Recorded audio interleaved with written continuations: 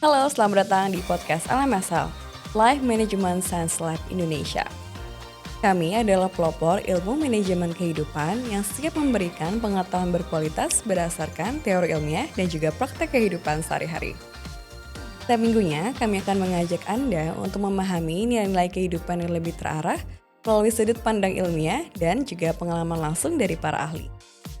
Saya Aurora, host podcast LMS Indonesia yang siap menemani perjalanan kita menambah wawasan untuk mengelola kehidupan.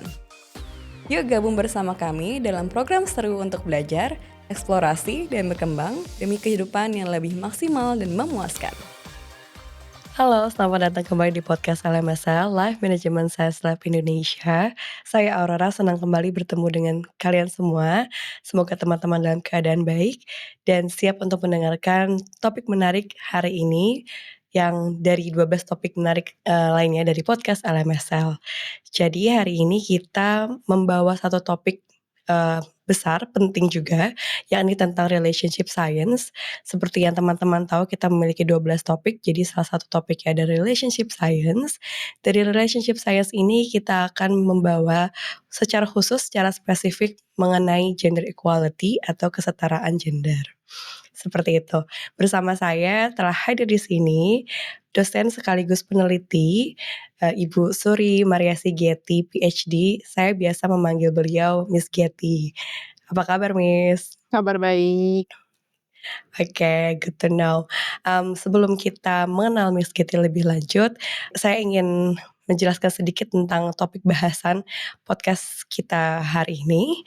Jadi, topiknya sangat menarik dan juga sangat kompleks. Saya sebagai podcast host juga mungkin akan sedikit banyak belajar, mengenai topik yang akan kita bawakan siang hari ini.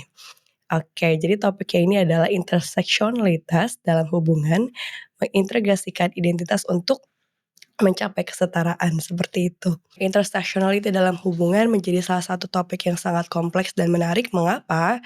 Karena, mungkin ya teman-teman sangat it's a very uncommon topics to be discussed, to be talked to each other, tapi pernahkah kalian merasa bahwa, mmm, identitas kalian seperti entah itu budaya, gender, agama, atau kelas sosial mempengaruhi cara kalian berinteraksi, berhubungan dengan pasangan kalian sendiri.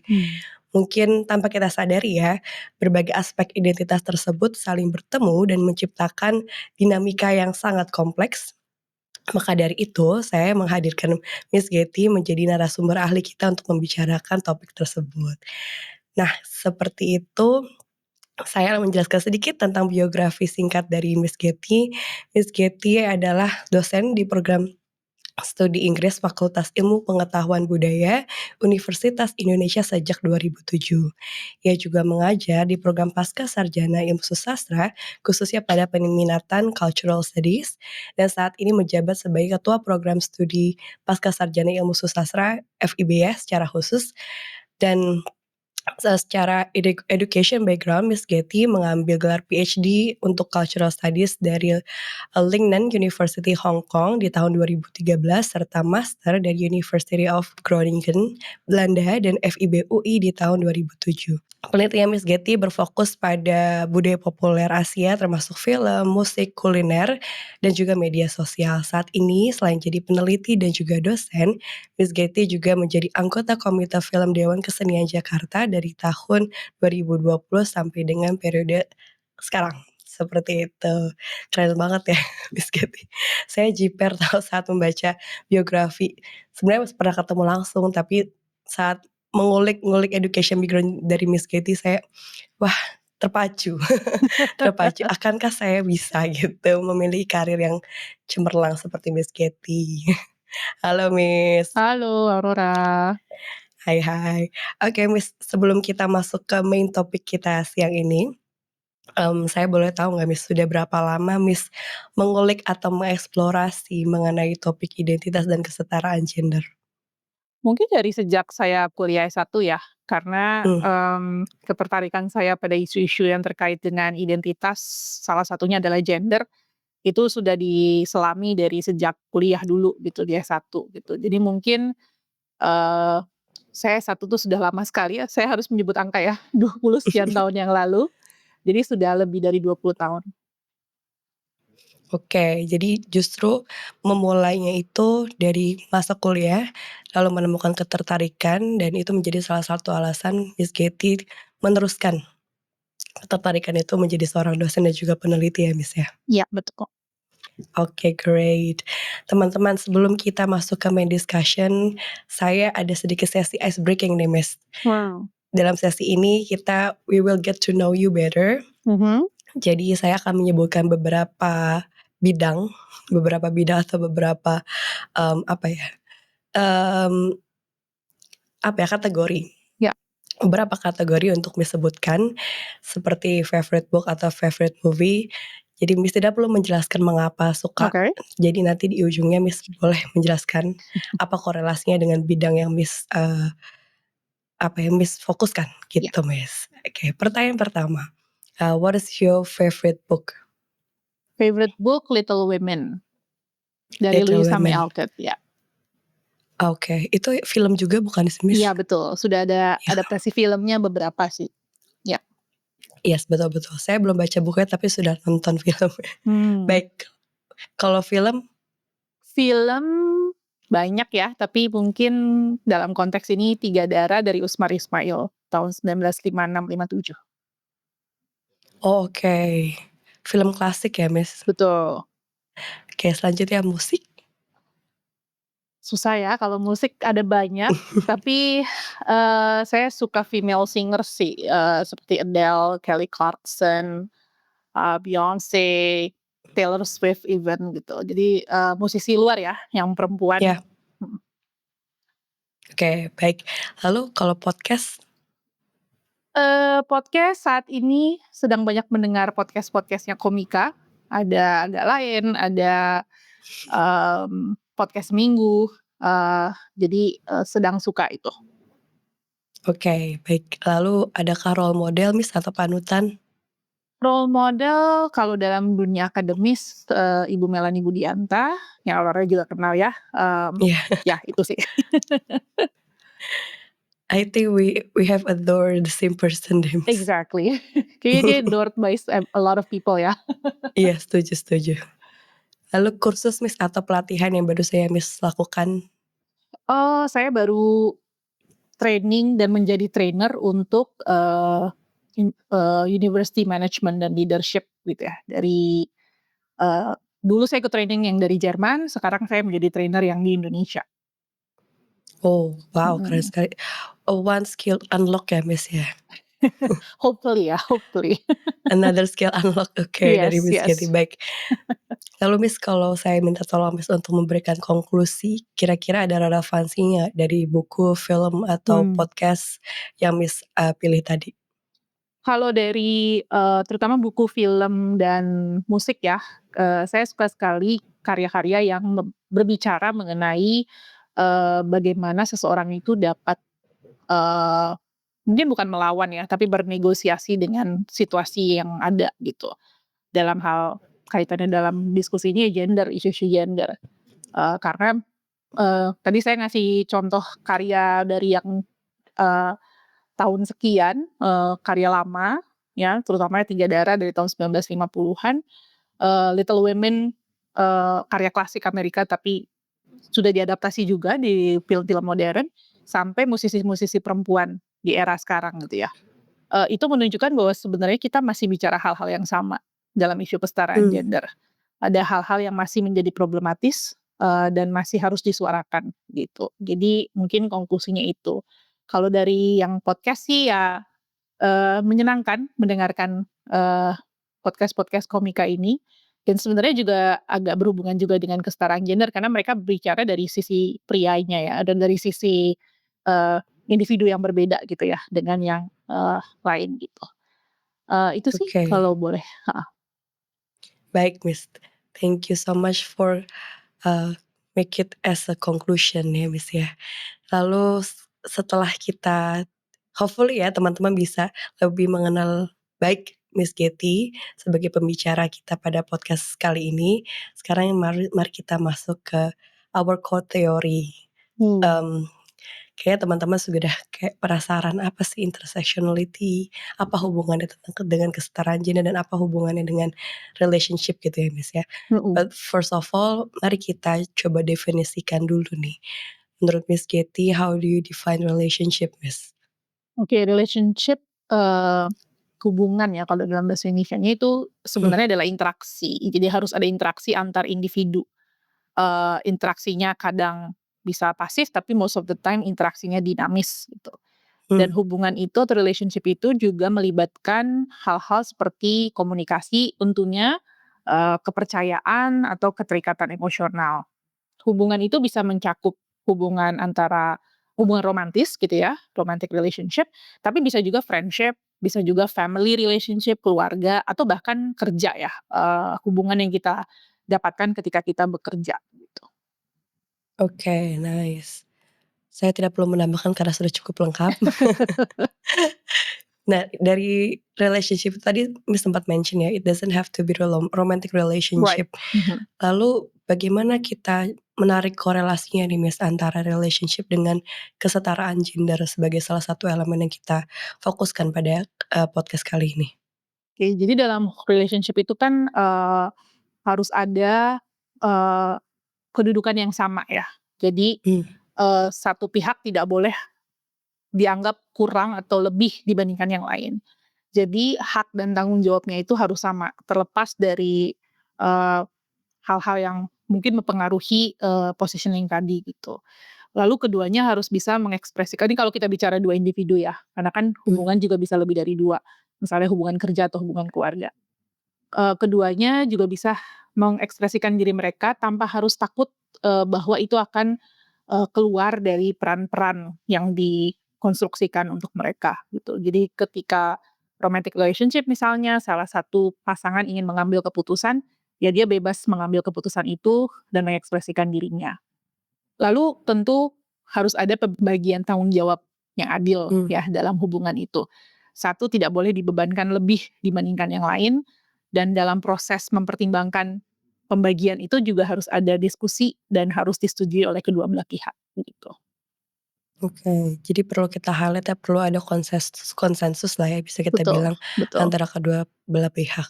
Ya, Nah, lebih masuk nih Miss, kita ke bagian ke spesifik lagi nih Miss.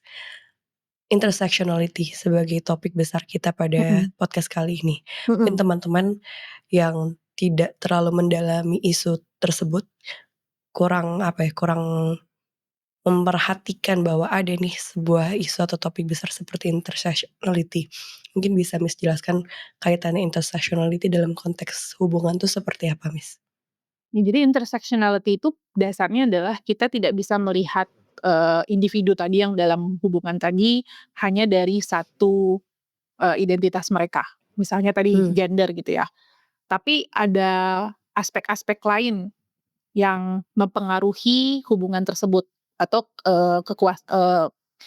bentuk relasi kuasa dari hubungan tersebut. Misalnya selain isu gender ada juga ras atau mmm, etnisitasnya, atau kelas sosial, yang misalnya dalam hubungan satu kelas sosial middle class, satu upper class gitu.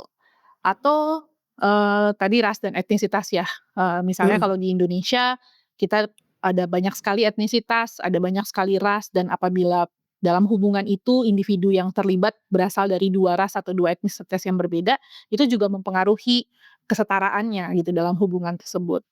Hal lain misalnya umur, ya bahkan dalam romantic relationship kan kadang ada age gap ya, ada yang lebih, tua dan ada yang lebih muda, itu juga sebenarnya mempengaruhi aspek kesetaraannya.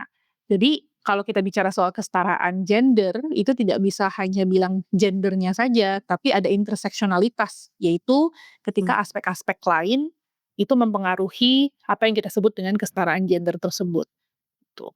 oke. Berarti ya jika saya bisa mengambil kesimpulan dari Miss, yang dijelaskan oleh Miss ya, jadi tidak hanya gender yang akan mempengaruhi aspek antara hubungan antar individu itu ya Miss ya, tapi Betul, ada juga kelas sosial, age gap tadi ya Miss, iya, mhm, dan agama mungkin dan etnis. iya. Nah, menurut Miss mengapa penting untuk memahami intersectionality saat kita membangun hubungan yang sehat dan juga setara, Miss?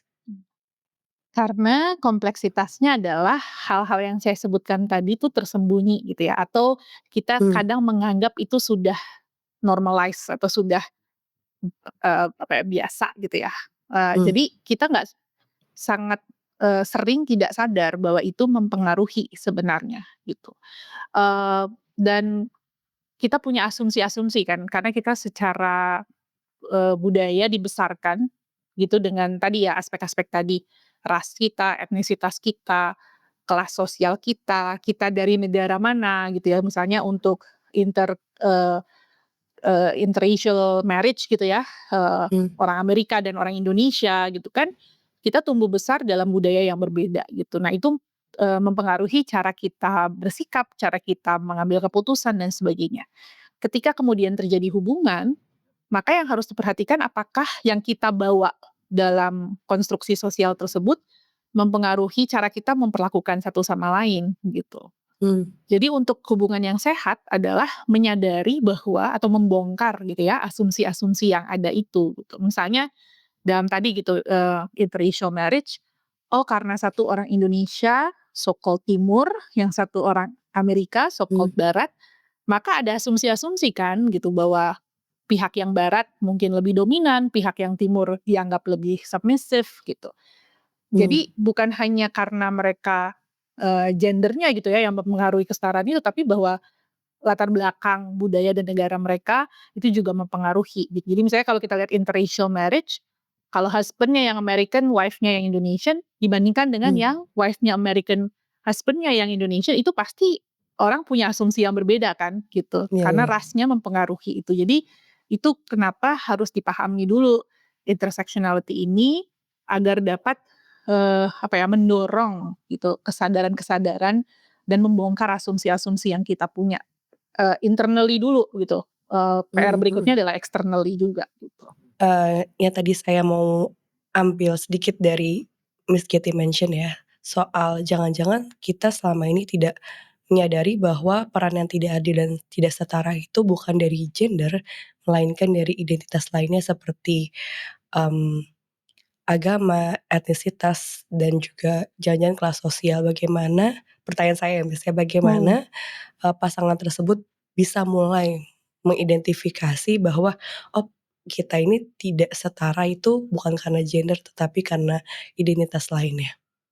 Mungkin utama, ini kayaknya dalam semua relationship therapy, dalam hal semua relationship books ya, yaitu komunikasi. Mhm, Jadi harus dikomunikasikan dari awal sampai bahkan bertahun-tahun kemudian mengenai pengalaman hidup masing-masing gitu. Kita memahami mmm, dulu sebenarnya pengalaman hidup saya seperti apa, pengalaman hidup individu yang lain seperti apa. Lalu setelah berbagi itu kita harus merefleksikan. Ada yang disebut dengan privilege. Privilege yang kadang kita nggak sadar gitu. Bahwa saya mmm, bisa begini karena saya husband, saya bisa begini karena saya, eee eee, partner gitu ya memang kelas sosial saya lebih tinggi, maka saya punya privilege-privilege ini gitu.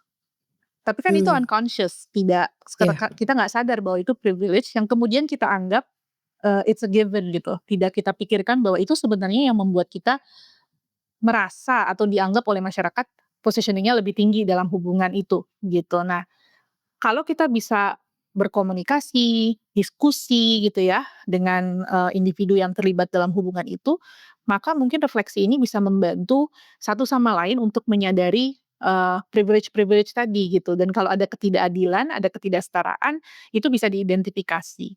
Yang menjadi mmm, bahaya adalah tidak adanya komunikasi dan tidak adanya refleksi, bahwa itu adalah sesuatu yang seharusnya tidak seperti itu, gitu. Dan itu yang mungkin, salah satu caranya adalah berkomunikasi dan komunikasi itu ada banyak cara ya, komunikasi mmm, langsung atau komunikasi, mungkin dalam romantic relationship in a marriage misalnya pillow talk gitu ya, ketika sedang santai. Jadi bukan diskusi ilmiah atau diskusi seperti podcast gini ya, tapi mmm. conversations. You just really need to have conversations with the person you're involved with. Karena dari situlah bisa terlihat dan terbongkar mungkin ya asumsi-asumsi tadi gitu. I see, berarti perlu adanya komunikasi terbuka ya Miss ya, Ya. antara kedua partner ini atau antar individu. Lalu menurut Miss Katy, apa saja tantangan, terbesar yang dihadapi oleh pasangan saat mereka menerapkan prinsip intersectionality dalam hubungan mereka, Miss? Pertama sih, konstruksi sosial ya. Kita makhluk sosial, Mmm, kita, berada dalam sebuah lingkungan yang, di mana kita sangat dipengaruhi dengan apa yang ada di sekitar kita. Jadi perbedaan dari 2 individu ini dalam pengalaman hidup tadi, itu biasanya ada lah ya yang menimbulkan kesalahpahaman, ketegangan gitu. mmm, Dan tantangan terbesarnya adalah karena masing-masing merasa benar, karena itu cara mereka dibesarkan, itu cara mereka, apa ya, dikonstruksikan gitu oleh masyarakatnya. Belum lagi pihak luar gitu ya, yang mmm, mengatakan atau mempengaruhi gitu ya individu-individu ini dengan mengatakan, "Jangan ngalah sama pasangan lo," atau apa gitu. Jadi hal-hal seperti itu juga pasti mempengaruhi. Ada hal lain misalnya stereotipe gitu ya, tekanan sosial bahwa ada sudah asumsi bahwa kelas sosial tertentu, pasangan dengan kelas sosial tertentu, dengan umur tertentu, itu pasti A, B, C, D, gitu. Jadi mengotak-ngotakkan, individu identitas mereka. Dan itu sangat sulit loh untuk dibongkar. Apalagi ketika tadi masing-masing merasa, ini yang paling benar, ini yang paling sesuai, gitu, tanpa bisa melihat, perspektif dari, pasangannya, gitu. oke, berarti pada saat membicarakan atau mulai berkomunikasi misalkan gitu ya, Miss, mmm, ada 2 ego yang dibawa nih, Betul betul. pembenaran satu, pembenaran 2. Nah itu mungkin jadi tantangan terbesar karena kita juga tidak bisa menyalahkan, karena itu yang tadi Miss bilang ya, konstruksi sosial atau the way they, grow up kan berbeda-beda juga. Mhm, Nah, mhm. tadi juga Miss sempat bilang bahwa, mmm, eee, bagaimana hal itu bisa berdampak pada, apa ya, the way they treat each other. Mhm. Berarti menurut Miss, perlukah peran empati di dalam hubungan tersebut agar mereka bisa mencapai kesetaraan yang baik nih Miss, kesetaraan yang adil dalam suatu hubungan? Karena Iya. mereka bawa ego masing-masing kan, jadi mereka bagaimana nih memerankan empatinya? Betul betul. Jadi empati itu satu aspek yang akan memberikan, eee, individu ini kemampuan untuk mendengarkan, karena itu kemampuan yang sangat sulit ya dalam hubungan. Kita Mmm, lebih cenderung ingin didengar, tapi kita tidak manusiawi ya, kita pengennya mhm, kita yang ngomong aja gitu, tapi jadi empati itu membantu kita untuk lebih mendengarkan. Dan mendengarkannya itu bukan hanya passive listening, tapi active listening. Jadi you really listen to your partner atau, pasangan kita, atau individu yang kita punya hubungan. Jadi itu membantu kita pertama mendengarkan, kedua tidak menghakimi gitu. mmm, Jadi, mendengarkan saja kurang, karena habis mendengarkan terus apa gitu. Tapi kita tidak judging gitu. mmm, Misalnya dia cerita, "Oh saya dibesarkan di keluarga yang jelas pembagian tanggung jawabnya. Siapa yang cari uang, siapa yang di rumah ngurus, rumah tangga," misalnya. Dari dulu orang tua saya seperti itu, mhm, misalnya salah satu pasangan ini bilang begitu. Dan kita nggak judging ya, seperti tadi Aurora bilang, itu kan sesuatu yang kita kan nggak bisa ke masa lalu dan mengubah itu gitu. Kita tidak bisa mhm, mendidik, mengubah, cara orang berpikir dan sebagainya. Kemudian yang bisa dilakukan adalah bagaimana pengalaman itu kemudian mempengaruhi existing relationship sekarang, gitu. Jadi dengan empati kita bisa mengajak satu sama lain untuk berpikir, "Ini sehat gak ya sebenarnya untuk hubungan kita?" Gitu. Apakah kita sudah mencapai kesetaraan dalam hubungan? Dan kesetaraan itu sangat dinamis dan sangat kontekstual ya. Jadi mhm, sangat tergantung pada relationship-nya gitu. Tidak ada satu model ideal untuk semua pasangan. Karena kesetaraan itu adalah sesuatu yang dibangun menurut saya oleh every couple, every, individuals yang sedang membangun, hubungan ini gitu. Jadi kalau di internet kan sering relationship goals gitu ya, itu sangat misleading menurut saya karena tidak semua orang punya mhm, ada beberapa hal yang sangat standar ya atau yang pakem gitu ya, tapi tidak kemudian harus seperti itu. Jadi tidak ada satu yang ideal Mhm. menurut saya gitu. Jadi, balik lagi ke pertanyaannya, empati itu sangat penting karena itu adalah kunci untuk saling mendengarkan dan tidak menghakimi dan kemudian mencari solusi bersama. Oke, setuju sih saya, Miss, karena dengan adanya empati, no judgment itu ya, Miss, ya, dengan Iya, membangun betul. komunikasi asertif juga, akhirnya terbuka. Karena yang tadi Miss bilang juga, kadang orang, mendengarkan tapi tidak actively listening. Dianggapnya mendengarkan itu menjadi suatu, apa ya, suatu, eee, kegiatan yang mudah, tapi Mhm. tidak semua orang bisa lakukan.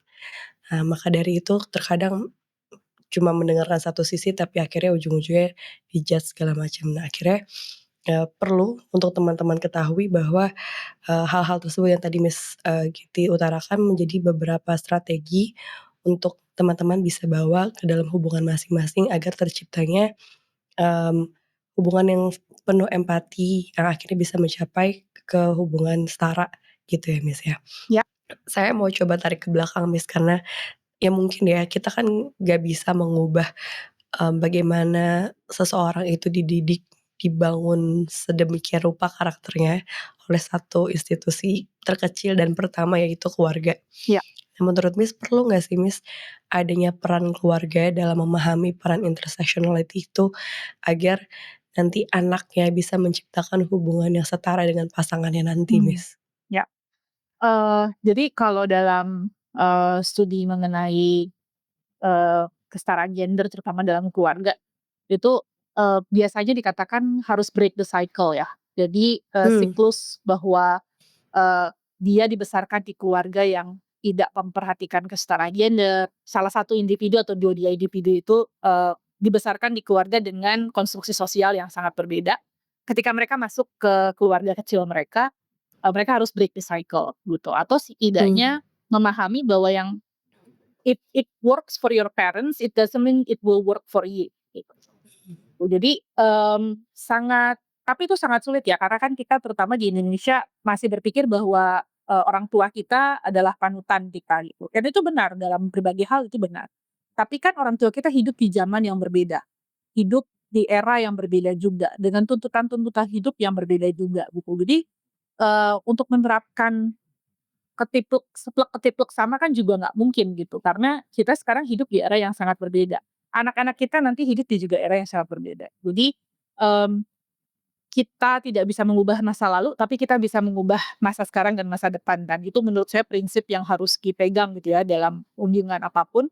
Kalau kita mau menjadi lebih baik, tidak salah kok untuk tidak melakukan hal-hal yang dilakukan oleh, keluarga kita dulu gitu atau orang tua kita dulu. Karena kita yang lebih paham tentang hubungan kita yang lebih paham tentang situasi, yang kita alami sekarang gitu. oke, berarti tidak perlu merasa bersalah ya, Miss, ya, pada saat Betul. kita tidak, melakukan apa yang orang tua kita coba lakukan pada saat itu. Iya, Jadi tidak perlu merasa kayak guilty trip gitu bisa dibilang iya. seperti itu, Miss. Oke, selanjutnya, Miss, menurut Miss bagaimana penerapan prinsip intersectionality dalam hubungan dapat berkontribusi pada pembangunan masyarakat yang lebih adil, Miss?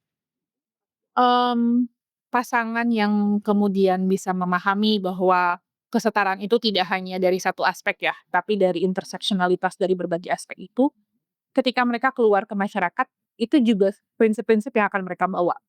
Jadi kalau kita bayangkan dalam hubungan terkecil, unit sosial manusia gitu ya, hubungan antara satu individu dengan individu yang lain, sudah bisa ada kesetaraan, sudah bisa ada pemahaman tentang interseksionalitas, bayangkan individu-individu ini akan kemudian keluar, masuk ke masyarakat gitu ya, menciptakan Mhm, hubungan-hubungan lain, hubungan kerja, hubungan profesional, hubungan dan tadi Aurora juga menyebutkan, mungkin mereka akan memberikan values itu ke anak-anak mereka, yang kemudian akan mmm, menjadi generasi berikutnya, gitu. Jadi, multiplier effect ya istilahnya, atau snowball, ini akan menjadi makin besar makin besar. Jadi kalau dari tataran unit terkecil hubungan sosial itu bisa dilakukan, maka akan sangat baik karena itu akan makin meluas dan makin banyak orang yang memahami mengenai isu kesetaraan gender dan kaitannya dengan interseksionalitas itu. oke, oke. Baik, Miss. Sekarang kita masuk ke sesi berikutnya. Pertanyaan dari internet ini sangat menarik sih, Miss, karena saya cari ke saya cari keyword ya tentang Mmm. intersectionality, agak it's a very uncommon like I said before. Betul. Jadi kita coba mendobrak si elemen terbesarnya dulu nih, si gender equality-nya dulu. Ini ada beberapa, pertanyaan tapi saya pilihnya hanya 3, Miss. Question from the internet yang pertama, menurut Miss, apa pendapat Miss tentang laki-laki yang mengambil peran rumah tangga dalam sebuah hubungan, Miss?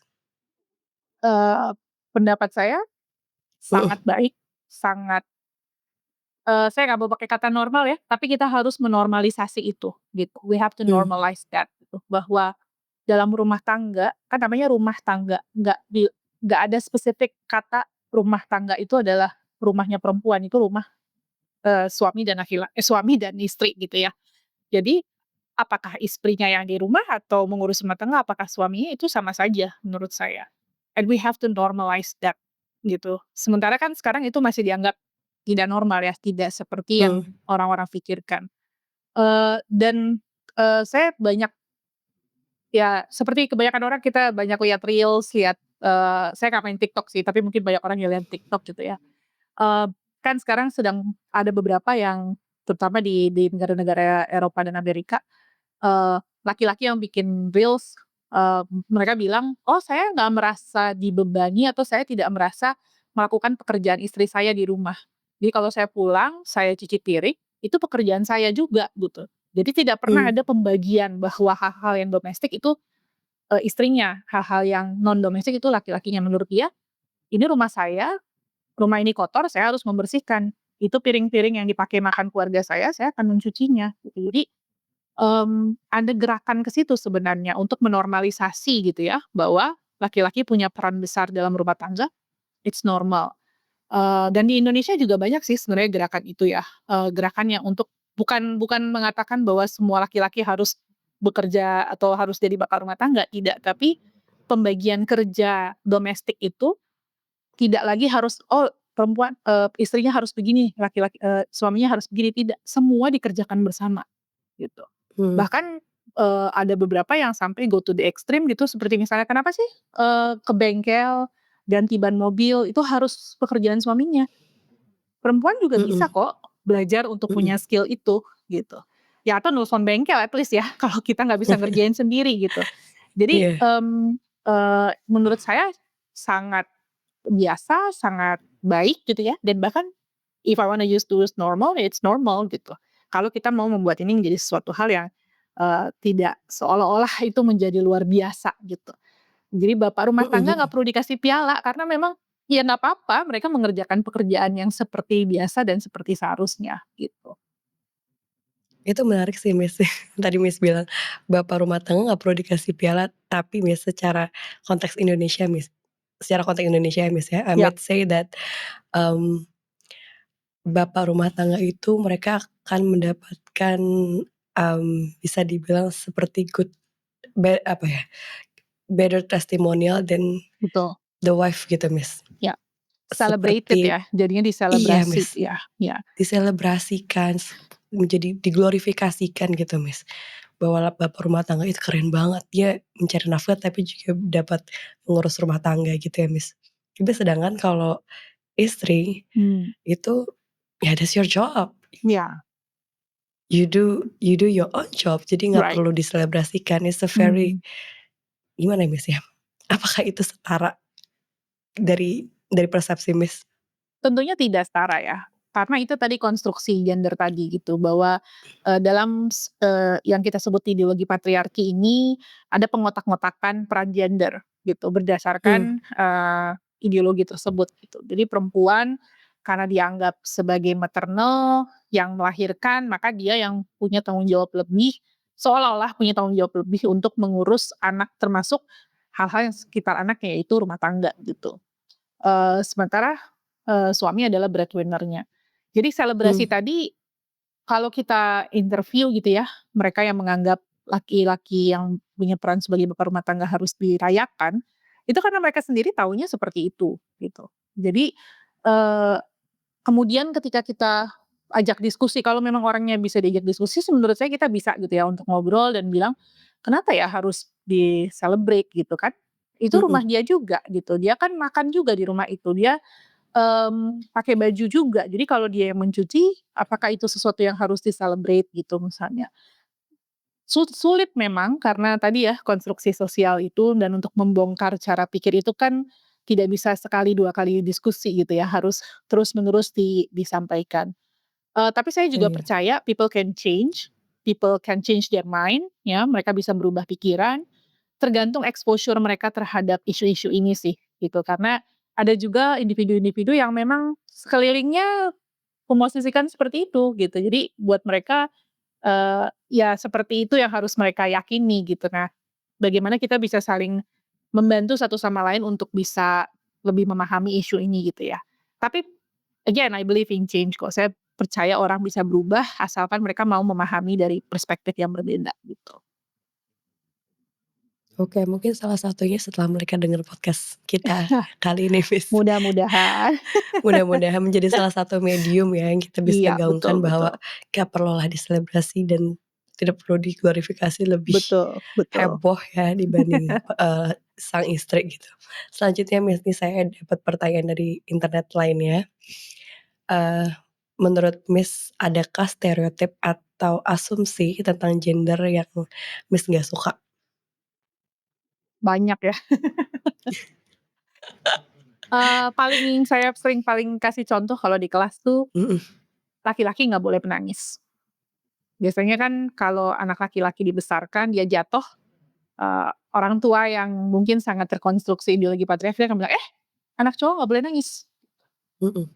Secara biologis, laki-laki dan perempuan itu sama-sama punya kantung air mata. Kantung air matanya perempuan nggak lebih besar daripada kantung air matanya laki-laki, gitu. Jadi, dua-duanya punya kemampuan menangis ketika mereka merasakan sakit, ketika mereka merasakan emosi sedih. Tapi konstruksi gender yang ada, stereotip gender yang ada adalah perempuan boleh menangis, laki-laki tidak boleh menangis. Itu kemudian berdampak pada perkembangan emosional seorang Mmm. laki-laki, gitu. Ketika laki-laki itu kehilangan orang yang dia cintai, masa dia nggak boleh nangis? Ataupun kalau nangis nggak boleh mengekspresikan dirinya, gitu ya. Itu kan repressing ya, Mhm. dan secara mental health juga sebenarnya tidak sehat, gitu. Lalu kemudian, dia yang saya lihat gitu ya, malah divalidasi bahwa jadi agresif gitu. Jadi emosinya dilampiaskan dengan sesuatu yang Mmm. berbeda gitu, aggressiveness misalnya. Jadi, itu satu yang saya selalu pakai contoh karena menurut saya sangat sederhana gitu, menangis dan tidak, dan secara biologis tidak ada perbedaan sama sekali. Manusia dalam, gender apapun atau seksualitas apapun itu bisa menangis dan harus boleh menangis. Karena kalau tidak akan tadi gitu mempengaruhi, cara dia mengekspresikan dirinya gitu. Oke, setuju setuju. Dari sekian banyak ya, Miss, ya, asumsi dan stereotip tentang gender itu yang Miss paling nggak suka? Paling Paling tidak umum dan suka paling dan sederhana? paling sederhana, iya bener sederhana gitu ya. Mhm mhm. Sampai sekarang kayak Miss masih sering dipraktikkan di sekeliling saya. Yang Nggak anak boleh nangis mereka. iya bener, kalau anak cowok jatuh bilang, "Eh nggak boleh nangis, kan anak cowok," gitu. Sebenarnya kalau yang anak Mhm, cewek anak biasanya cowok. dibiarin aja kan, mhm. Iya, setuju setuju. Oke, selanjutnya nih Miss, terakhir. Mmm, Apa yang membuktikan bahwa emansipasi atau kesetaraan gender masih belum sepenuhnya diterapkan di Indonesia, Miss? Di Indonesia ya, mmm, sebenarnya ada beberapa sih, dalam hal undang-undang misalnya, walaupun sekarang kita punya yang namanya UMR gitu ya, eee, tapi dalam realitanya banyak pekerja perempuan yang tidak dibayar sama dengan pekerja laki-laki misalnya. Atau hak-hak yang harusnya didapatkan seperti hak ketika perempuan menstruasi, apakah perempuan, bisa cuti atau tidak. Sudah ada undang-undangnya tadi, tapi tidak semua orang menerapkannya dengan baik, terutama mungkin kalau pekerja kantoran, saya tidak bilang itu lebih baik ya, tapi pekerja buruh misalnya yang harus berdiri sekian jam dalam keadaan sedang menstruasi, tentu itu sulit ya dan harus harus diberikan kesempatan untuk, istirahat lebih atau bahkan cuti menstruasi atau cuti, mmm, kehamilan ya, sekarang ada, melahirkan, tapi sekarang juga ada beberapa yang sudah menerapkannya untuk ayahnya gitu. Jadi baik ayah dan ibu mendapatkan hak untuk cuti. Tapi lagi-lagi segala hal di Indonesia ini sudah ada legalitasnya, kadang sudah ada undang-undangnya, tapi pelaksanaannya yang belum gitu ya. Jadi apakah sudah ada emansipasi?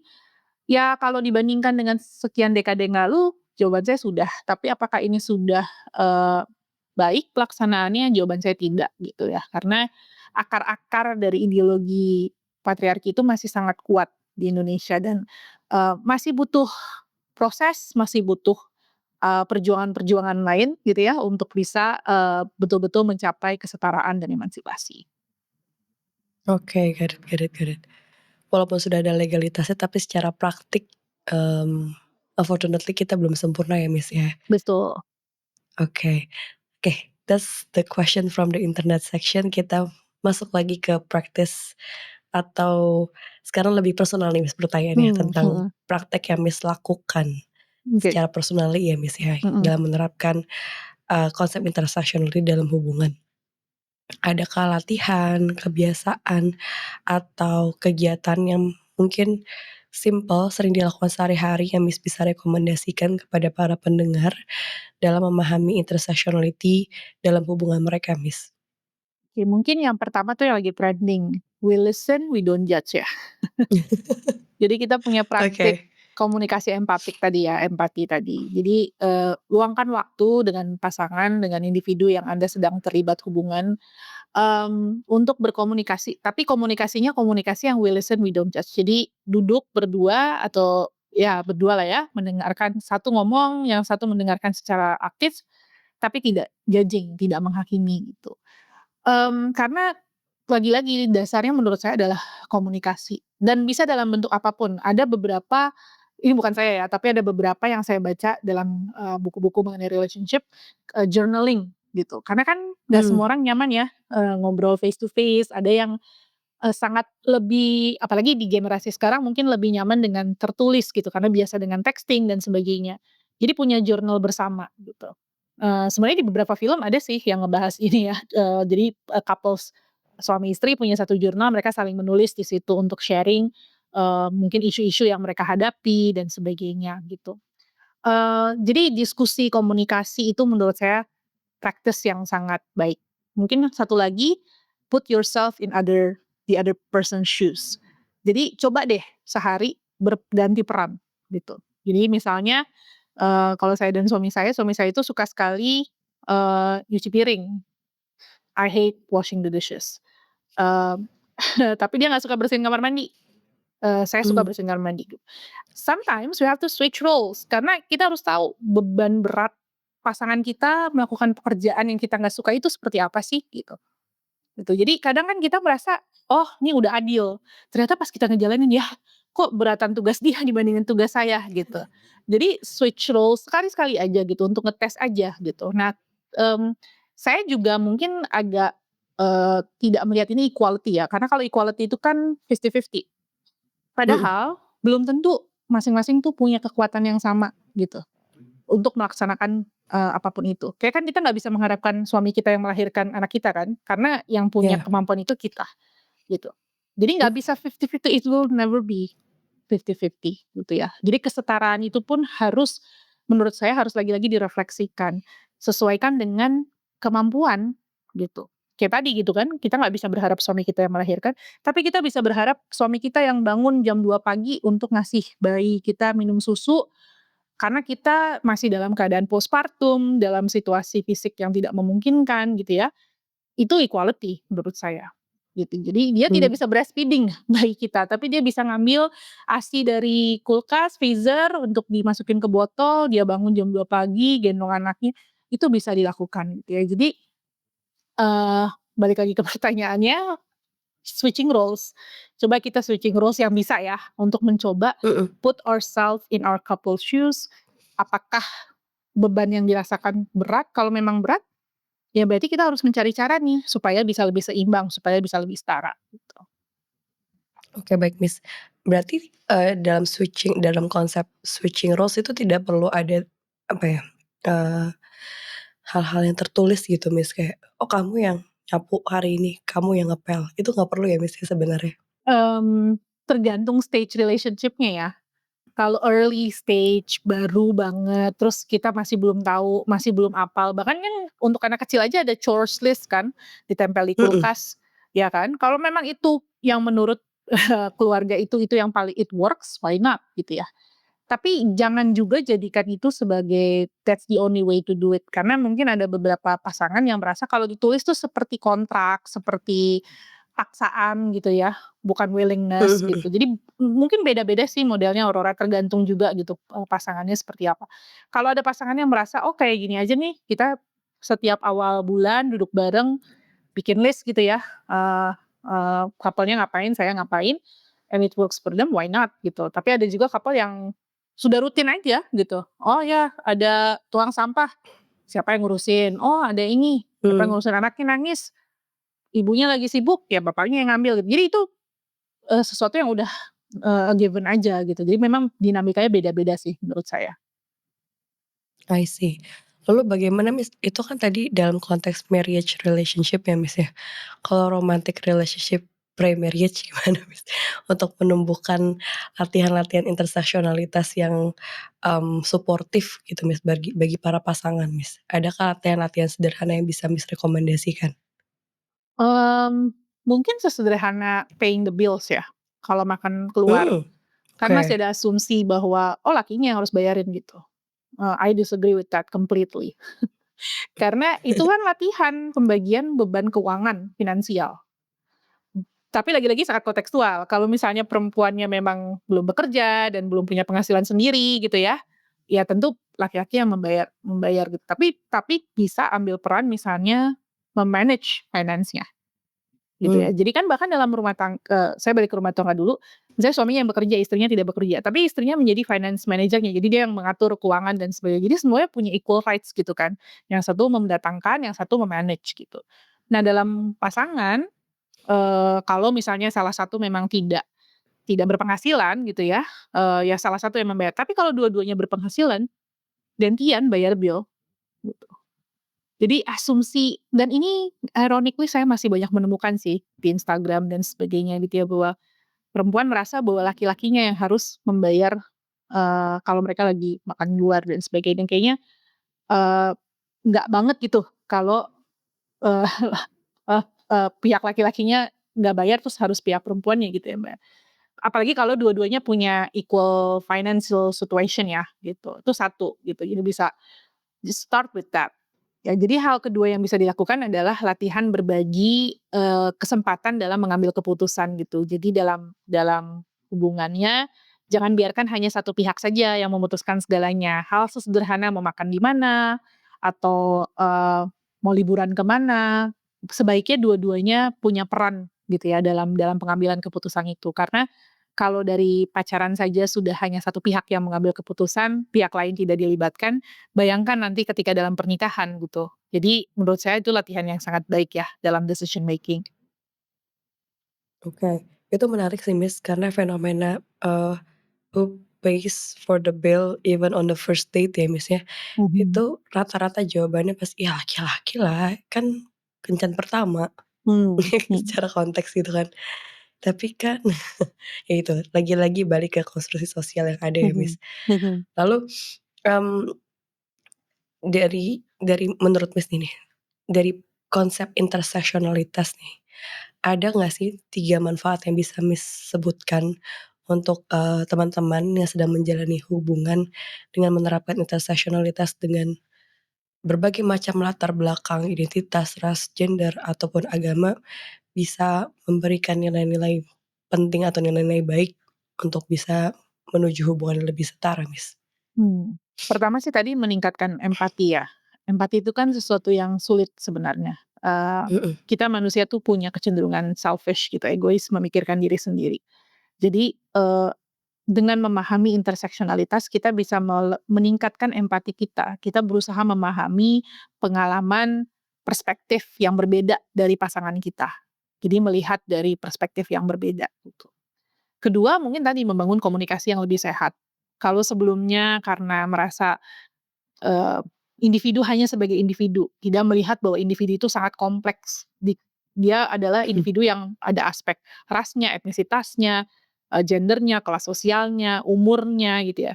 Kompleksitas itu akan membantu kita untuk, "Oh berarti saya harus ngomong lagi nih, kita harus ngobrol nih, kita harus komunikasi," gitu. Dan komunikasinya tadi lebih sehat, karena kita saling mendengarkan.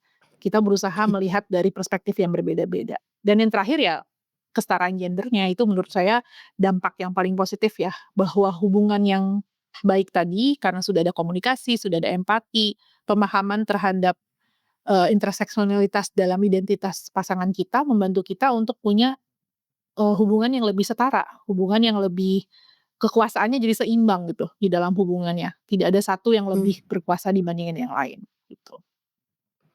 oke. Jadi yang pertama adalah menemukan empati ya, Miss, ya. Mhm. Yang kedua, Komunikasi, communication dan mhm, ya dan tuh yang ketiga, kesetaraan gender itu sendiri. Jadi tidak betul. adanya gender yang timpang Ya, dalam, apa, dalam kekuasaan ya, dari ya.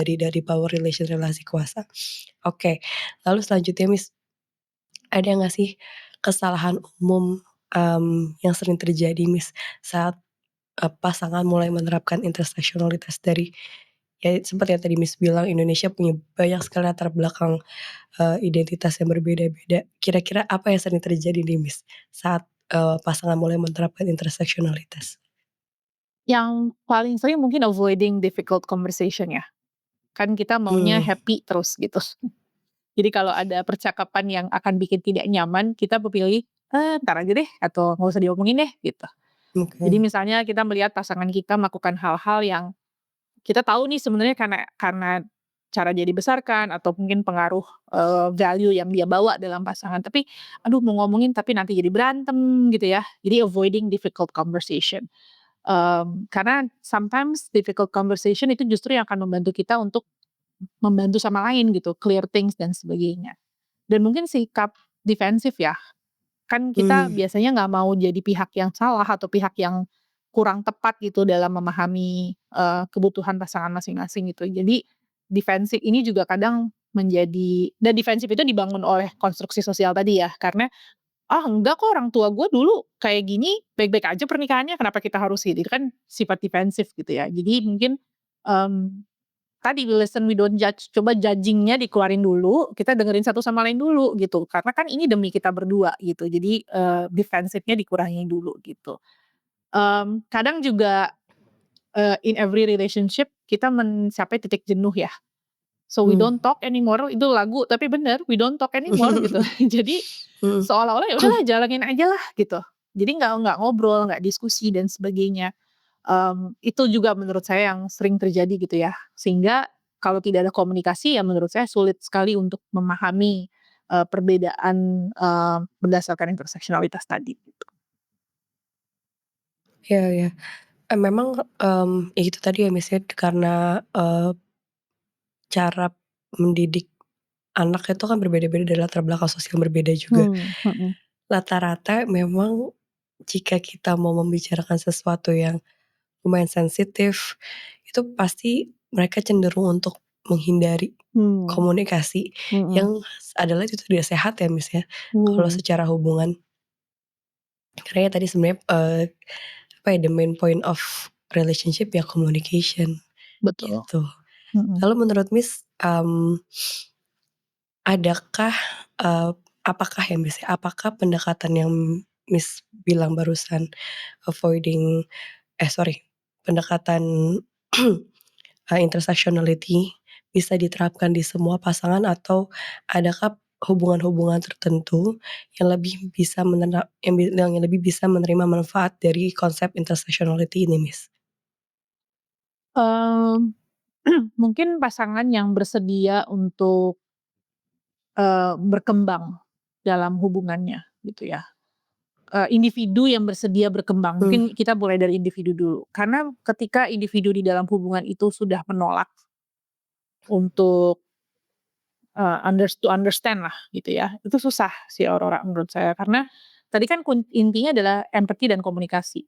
Bayangkan individu yang menolak berkomunikasi ya gimana kita bisa mengubah, satu mhm, sama lain gitu ya. Jadi apakah ada pasangan yang mungkin tidak akan mendapat benefit-nya dengan ya mereka yang bahkan tidak mau memahami dari awal gitu, dan itu ada cukup banyak ya di sekitar kita gitu. Karena tadi konstruksi sosialnya terlalu kuat dan eksternal faktor. Jadi intervensi tadi Aurora bilang, misalnya seorang ibu yang ingin mendidik anak laki-lakinya untuk lebih memahami bahwa laki-laki tidak, terkonstruksi peran gender demikian, tapi kemudian datang mertuanya atau datang ibunya sendiri gitu yang Mmm. bilang, "Kok gitu?" Jadi ada external factor juga sebenarnya gitu. Sehingga pasangan-pasangan itu mungkin jadi tidak bisa benefiting ya dari diskusi itu karena, mereka terpengaruh dari faktor-faktor eksternalnya gitu. Jadi kompleksitasnya banyak ya, tapi menurut saya, dengan mendengarkan podcast seperti ini atau dengan bahkan pop pop culture ya, nonton Mhm film, mhm. baca novel, pasangan-pasangan yang ke bioskop bareng deh, nonton film yang, let's say lah Tiga Darah, itu kan di restorasi ya. Terus lihat, oh perempuan tuh gini ya tahun 50-an, oh si tokoh ini dipaksa menikah, oh gini. Terus ngobrol sama pasangannya, apa sih yang kita tonton gitu ya, secara kritis atau nggak usah kalau pakai istilah kritis kan seolah-olah analytical banget gitu ya, akademis banget. Mhm. Jadi ngobrol aja, apa sih yang ada di film itu, kenapa sih gini gini gini gini. Itu sebenarnya kan membuka persepsi-persepsi kita ya, asumsi-asumsi yang terbangun dalam diri kita gitu. Jadi, mmm lagi-lagi mungkin bisa exposing diri kita atau pasangan kita terhadap diskusi-diskusi mengenai isu ini, melalui media-media seperti podcast atau budaya populer dan sebagainya, itu juga bisa membantu, gitu. Tapi lagi-lagi kalau memang pasangannya dari awal atau individunya dari awal sudah menolak untuk berubah atau at least change their mind gitu ya, itu pasti akan sulit sekali sih untuk mengubahnya. Oke, at least gender mind is a very important thing ya, Miss, ya. Mhm. Tapi menurut Miss ini applicable untuk semua pasangan ya, Miss, ya, tidak hanya pasangan tertentu? Atau mungkin Miss, pasangan yang sudah, mmm, aware akan kesetaraan gender tentu pastinya akan lebih, bisa menerima konsep intersectionality? Betul betul. Seberapa jauh pemahaman awal mereka ya terhadap gender, terhadap isu-isu ini, itu pasti akan lebih mudah gitu untuk ngomongin. Tapi bukan berarti yang sama sekali tidak tahu apa-apa, tidak bisa terbuka kan. Kalau mereka membuka diri, bisa jadi juga mereka bisa sih memahami itu. Oke, wow nice. Oke deh kalau gitu, Miss. Wow, sampai saya bingung nih ya konklusinya gimana. Karena banyak sekali poin-poin penting yang bisa kita ambil dari podcast kali ini ya, terkait konsep intersectionality. Semoga bagi teman-teman yang mendengar podcast kali ini tidak lagi merasa bahwa, perbedaan identitas menjadi salah satu halangan atau rintangan bagi pasangan yang menjalin hubungan, even though it's a romantic relationship, married relationship, friendship, bahkan atau hubungan, di ruang lingkup pekerjaan. Karena dengan mengenal kesetaraan gender dan juga konsep intersectionality, teman-teman bisa tadi ya, manfaatnya dari membangun empati, terus, menghadirkan komunikasi asertif bagi kedua pasangan, dan tentu tidak adanya lagi kesetaraan tidak ada lagi gender yang timpang atau relasi kuasa yang timpang, seperti itu. Mmm, Mungkin saya akan memberikan waktu untuk Miss bisa membicarakan apa saja yang Miss mau bicarakan, sekitar 1 menit boleh Miss. It doesn't have to be related with the gender equality atau intersectionality. Silakan Miss. Eee, Kayaknya kalau nggak berhubungan sama sekali juga jadi aneh ya, karena Jadi jumping. kayaknya jadi jumping banget gitu. Mungkin, Mhm mhm. lebih pada always be open ya, always be open minded, bahwa kita sebagai manusia nggak bisa hidup dalam kotak kita dan merasa bahwa mendengarkan, hal-hal lain di luar yang kita pahami itu, sesuatu yang salah gitu. No harm in listening to others, no harm in opening yourself to other possibilities. Dan membuka diri seperti mendengarkan podcast ini, mendapatkan perspektif baru, itu akan menambah, informasi yang kita miliki dan itu akan membuat kita menjadi manusia yang lebih baik menurut saya gitu. Jadi jangan, ragu untuk selalu, membuka diri terhadap hal-hal baru di luar dari apa yang sudah kita pahami. Mungkin itu aja sih Aurora.